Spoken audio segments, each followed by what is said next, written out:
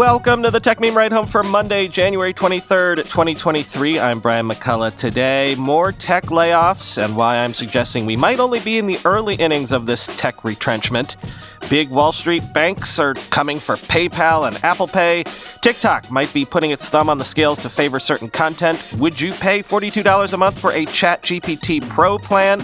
And how far has Apple Silicon come exactly? Here's what you missed today in the world of tech. More tech layoffs. Reuters is reporting that Spotify plans to lay off around 6% of its workforce, or roughly 600 people. Also, content head Dawn Ostroff will be leaving Spotify, which is interesting since she was the force behind all of their podcasting initiatives these last few years.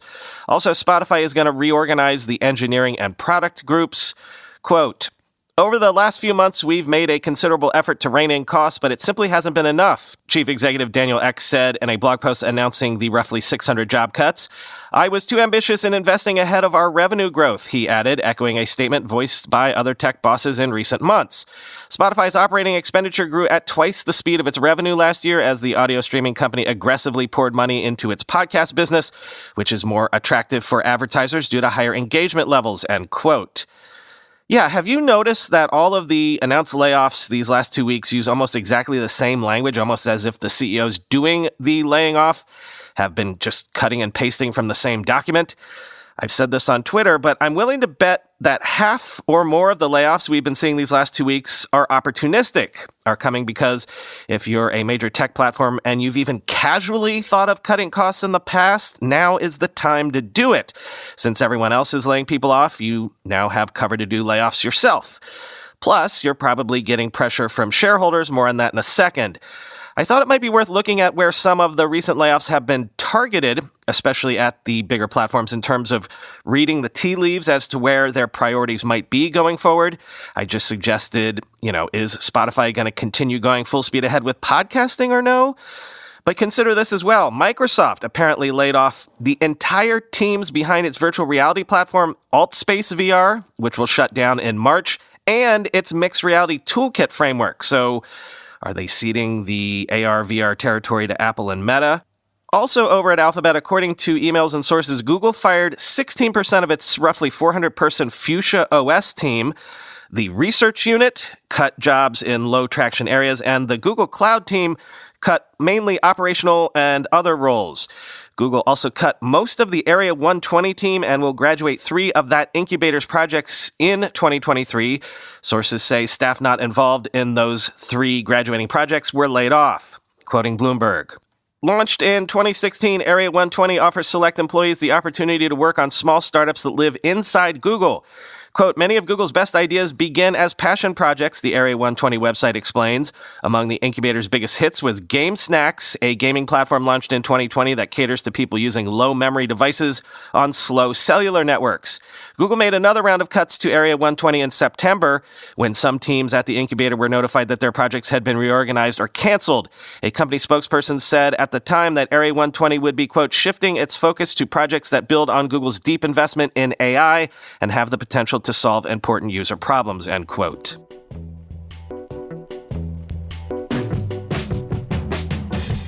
Sources are telling the Journal that activist investor Elliott Management acquired a multi-billion-dollar stake in Salesforce. A partner at Elliott says the firm has, quote, "a deep respect for Salesforce CEO Mark Benioff, and yet," quote, "it has been a turbulent stretch for Salesforce. Earlier this month, the company said it was laying off 10% of its workforce and reducing its office space in certain markets. Mr. Benioff said many customers are taking a more cautious approach to spending, something more software companies are facing amid fears of an economic slowdown. Mr. Benioff, who also serves as chairman, said Salesforce hired too many people as revenue surged earlier in the COVID-19 pandemic, echoing other tech executives as industry layoffs intensify. Salesforce's stock, a stellar performer for years, has taken a beating, down by about half from a late 2021 high, and giving the company a market capitalization of roughly $150 billion. These shares closed Friday at $151.25, up 3.3% on a big day for technology stocks, end quote. Now, I normally don't report much on Salesforce, but I wanted to mention them to make this point. We might only be in the first phase of these tech layoffs because If you're one of these private equity or activist investor firms and you see major tech companies down 50% or more, they're still hugely profitable, so you're doing that rubbing your hands together meme. The market might be right for a lot more activist agitation, looking for more layoffs, more cost-cutting at these tech behemoths, and even maybe them divesting themselves of underperforming assets.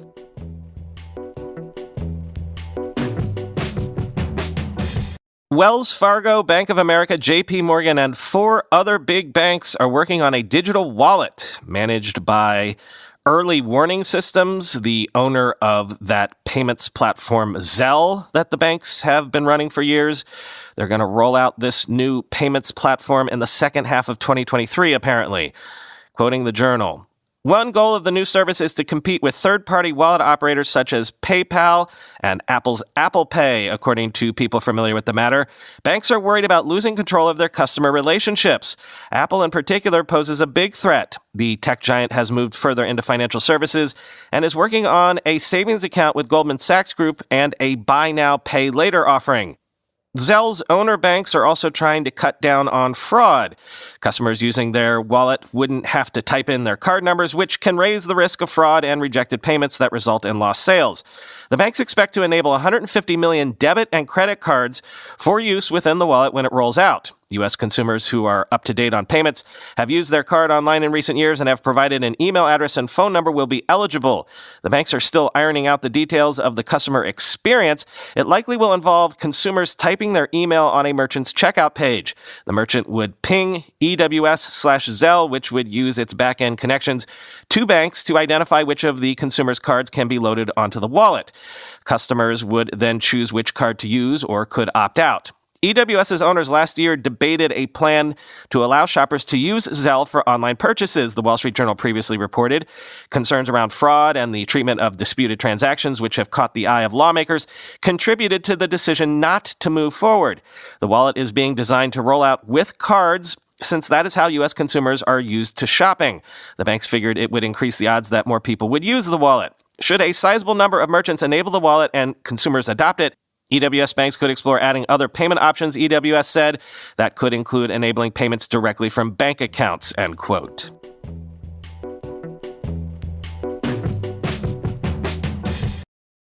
Real quick, it's official. OpenAI this morning announced a multi-year, multi-billion-dollar investment from Microsoft, following on their previous 2019 and 2021 investments, to build what they're calling, quote, safe, useful, and powerful AI. So, fair enough, but this is interesting to me too. Though at the time of this writing, no official announcement has been made, some ChatGPT users are reporting they have been granted access to a $42 a month pricing plan for what is being called ChatGPT Pro. Quoting The Verge, OpenAI hasn't confirmed this is any official test or made any announcements. We've contacted the company for more info, but in the meantime, remember that features and pricing could change before ChatGPT Professional launches for real. As OpenAI said earlier this month, quote, please keep in mind that this is an early experimental program that is subject to change, and we are not making paid pro access generally available at this time, end quote. With that in mind, what does $42 a month get you? According to screenshots shared by users given early access, you get faster response speed, more reliable access because ChatGPT is down a lot, and priority access to new features, whatever they turn out to be. The thornier question, though, is cost. On the official ChatGPT Discord, many users expressed anger and disappointment over the $42 price tag. If it made me money, I could justify the $42 a month, but in my country, this is a good percentage of the minimum wage, said one user. I very much wanted to pay for a plan, but $42 is just too much, said another. $42 USD is not too much for peeps who are heavy users and wish to become superhuman. With the help of AI, it will be too much, though, for too many users, said another. As the last commenter notes, it's clear that users' judgment on any price will depend on their need for the service. There have been plenty of anecdotal accounts of people using ChatGPT to speed up their job. And for these individuals, $42 a month is likely a reasonable outlay like any other software subscription. Casual users, though, will have to hope the free tier stays around and keeps feature parity, more or less, with the professional version.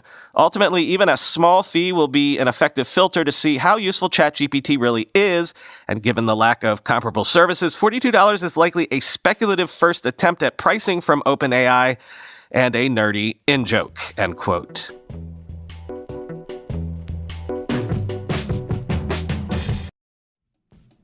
Heads up for another ad from your fellow listeners. This is from Radial Development Group, a development and design consultancy. Radial builds real solutions on top of the most stable and popular web and mobile tech stacks. That means mobile applications, front-end web development, back-end and API development. They do strategic consultation as well as full project management and support. Let me give you some real actual projects they've recently worked on successfully. An Elixir monolith to Go microservice transition for a San Francisco-based property management company, a consumer-focused recipe planning app's long-term transition from a Rails website to a robust multi-platform mobile app, and they've just finished a Ruby on Rails-based interest-oriented social network that you haven't heard about yet, but we'll be hearing a lot about in the next year. Radial Development Group designs the process to deliver meaningful incremental improvement to you every 2 weeks. Let me stress this. Radial Development Group delivers in weeks, not months or years. Find out more at radial.llc/ride. Check the show notes for the link, but that's radial, radial.llc/ride. The words January and resolution go hand in hand, just like the phrases life insurance and responsible decision go hand in hand. With life insurance from Fabric by Gerber Life, you can help protect your family's financial future if something unexpected happens. Fabric was designed by parents for parents to help you get a high-quality, surprisingly affordable term life insurance policy in less than 10 minutes. Fabric's new lower prices could mean potentially significant savings over other providers with great quality policies like $1 million in coverage for less than $1 a day. Life insurance can have a bad rap for being complicated, but Fabric makes it easy to apply with its seamless digital experience. It's all online and on your time. And if you need extra support, Fabric's team of licensed insurance agents can answer questions along the way. It takes less than 10 minutes to apply, to see your quote, and then personalize your quote to fit your family's needs. You could be offered coverage instantly with no health exam required. Protect your family today with Fabric by Gerber Life. Apply today in just 10 minutes at meetfabric.com/ride. That's meetfabric.com/ride, MEET, fabric.com/ride. Policies issued by Western Southern Life Assurance Company, not available in certain states, prices subject to underwriting and health questions. From the Of Course They Are, it would be a surprise if they didn't do this, but maybe they shouldn't do it file, according to 6 employees and in an internal document, TikTok and ByteDance staff have allegedly engaged in heating or inflating video view counts to court influencers and brands. Quoting Forbes, these sources reveal that in addition to letting the algorithm decide what goes viral, staff at TikTok and ByteDance also secretly handpick specific videos and supercharge their distribution, using a practice known internally as heating. Quote, the heating feature refers to boosting videos into the For You feed through operational intervention to achieve a certain number of video views.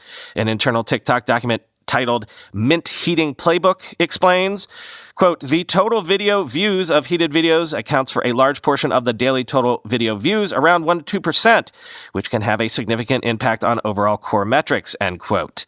TikTok has never publicly disclosed that it engages in heating, and while all tech giants engage to some degree in efforts to amplify specific posts to their users, they usually clearly label when they do so. Google, Meta, and TikTok itself, for example, have partnered with public health and elections groups to distribute accurate information about COVID-19 and help users find their polling place, making clear disclosures about how and why they chose to promote these messages. But sources told Forbes that TikTok has often used heating to court influencers and brands, enticing them into partnerships by inflating their videos' view count. This suggests that heating has potentially benefited some influencers and brands, those with whom TikTok has sought business relationships, at the expense of others with whom it has not. We think of social media as being very democratizing and giving everyone the same opportunity to reach an audience, said Evelyn Dowek, a professor at Stanford Law School and senior research fellow at the Knight First Amendment Institute at Columbia University. But that's not always true, she cautioned. Quote, to some degree, the same old power structures are replicating in social media as well, where the platform can decide winners and losers to some degree, and commercial and other kinds of partnerships take advantage, end quote. Heating also reveals that at least sometimes videos on the For You page aren't there because TikTok thinks you'll like them.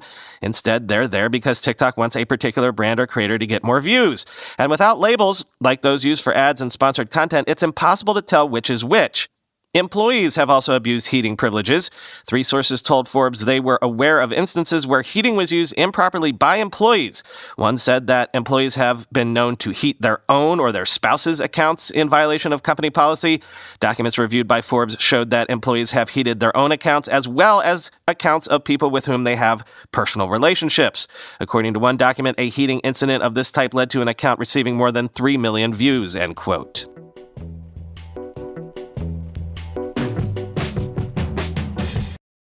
Finally today, the new MacBook Pro reviews broke embargo this morning, but I won't be doing a roundup like I do sometimes because there's basically only one improvement in these machines, right? It's the new chips. So, how far has Apple Silicon progressed? Quoting from The Verge's review, the 2023 MacBook Pro 16 is almost exactly the same as the 2021 MacBook Pro 16, except that there's a new chip inside. And just to get one thing out of the way, no, there is not a good reason to buy the 2023 model if you already have the 2021 model. I don't assume many folks were thinking of doing that, but in case you were tempted, consider this a friendly finger wag in your direction. Your $2,500 plus 2021 model is still just fine. Anyway, what do the numbers show? I'm going to come right out and say that the most impactful difference between the M1 Max and the M2 Max is the efficiency. For my particular workload, which includes office work in 20-ish Chrome tabs at a time with occasional streaming over top through Apple Music, Apple TV, and the like, that translates to several additional hours of work that I can get done to one charge. I usually got just around 10 hours out of the MacBook Pro 16 with M1 Max. I'm now averaging close to 14 out of the M2 Max model and have seen over 18 hours from some trials. Everyone's workload is different, but I'm confident most people will see additional hours of battery life from the 2023 MacBook Pro. I expect to see an even longer lifespan from the M2 Pro machine based on the M1 Pro's impressive results. Those few hours are quite a big deal in the current laptop landscape. The MacBook Pro 16 with M2 Max is now very competitive in terms of battery life with pretty much every other laptop on the market. Getting into benchmarks, we're looking at around a 20% CPU uplift in multi-core performance and a 10 to 15-ish% increase in single-core performance in the tests we ran. We also saw around a 20% increase in graphic performance on Geekbench and Tomb Raider. We did not see that large of an increase in Premiere Pro performance, where scores were much closer together, so take that for what you will if you're primarily looking to edit video on this machine. There's an elephant in the room, which may already be evident to some readers from the somewhat tepid tone of my summary here. If the differences between the M1 Max and M2 Max are so incremental, but the M1 Max is now being sold for clearance prices at places like Best Buy and Amazon, should one not just purchase a discounted or refurbished MacBook Pro 16 with M1 Max instead? Short answer, maybe. Long answer, it depends on the discount. The M1 Max, despite having less raw power than its successor, was the obvious choice for shoppers trying to maximize their CPU power in 2021. The M2 Max is no longer that. The core-hungry shopper who never unplugs their laptop will have better options from Intel and AMD in 2023. What we don't expect those options to have in any capacity is battery life. That's where the M1 Max is the undeniable champion. And that's the calculus that does remain unchanged from 2021. The MacBook Pro 16 remains the best combination of performance and efficiency that you can get. That's why the M2 Max, despite being more powerful than the M1 Max, may target less of a power user crowd this year. If I ran a Windows laptop company, I wouldn't be too scared of the MacBook Pro 16 with M2 Max. What I'd be terrified of is the backlog of M1 Max and M1 Pro laptops that are about to go on big-time sale.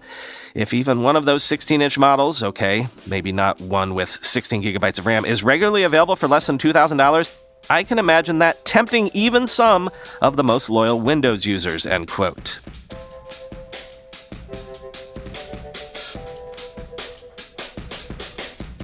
Quick note on that listener meetup that's going to happen this Saturday night in San Francisco. A listener got in touch to suggest that Blackbird Bar would be a better venue for us than the previous bar I mentioned. It's basically right across the street. The listener said the other options were louder and more crowded, so he says Blackbird would be more our vibe in terms of being able to, actually talk to each other. So, and Chris Messina, please take note, the meetup will be at 7 p.m. this Saturday night, at 2124 Market Street. Again, the name of the bar is Blackbird Bar. I'll be reminding you of this again, and I think Chris is setting up an RSVP thing, so more on that tomorrow. In the meantime, no tickets necessary for the meetup, of course, but I wanted to remind you again, if you want to come see me do the comedy show, it'll be happening at 9:30. Just steps from Blackbird Bar. The final link in the show notes is to order tickets ahead of time, though apparently you can buy tickets at the door as well if it hasn't sold out that night. Talk to you tomorrow.